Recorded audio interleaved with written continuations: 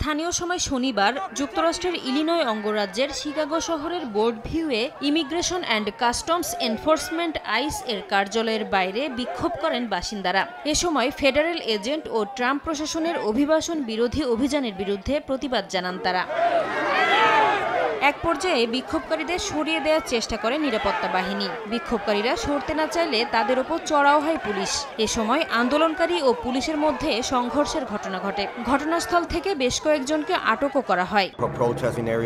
নির্দিষ্ট সময়ের আগেই আইন শৃঙ্খলা রক্ষা বাহিনী আমাদের এখান থেকে সরিয়ে দেওয়ার চেষ্টা করেছে। তারা এই সংঘর্ষে জড়াতে বাধ্য করে। আমাদের চলে যেতে বলে 3 মিনিটের ব্যবধানে কাঁদানে গ্যাস ছোড়ার হুঁশিয়ারি দেয় পুলিশ। এর আগে আন্দোলনকারীদের সঙ্গে একাত্মতা প্রকাশ করে বিক্ষোভে অংশ নেন মার্কিন সিনেট সদস্য ও ডেমোক্র্যাট সমর্থক টামি ডার্কওয়ার্থ ও ডিক ডারবিন। ডোনাল্ড ট্রাম্পের দেয়া কঠোর অভিবাসী বিরোধী নীতির সমালোচনাও করেন তারা। আমি এই জনগণের নির্বাচিত প্রতিনিধি হিসেবে কি ঘটেছে তা তাদের জানাতে এখানে এসেছি। ভয় এবং ঘৃণা যেভাবে বাড়ছে তা যুক্তরাষ্ট্র বা শিকাগোর পরিচয় নয়।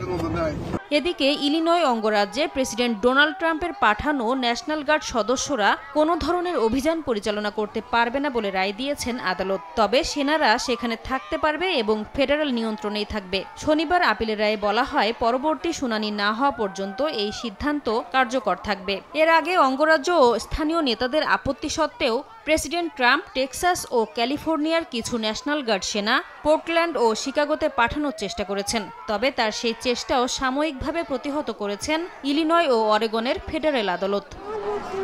নাসরিন রুমি, সময় সংবাদ।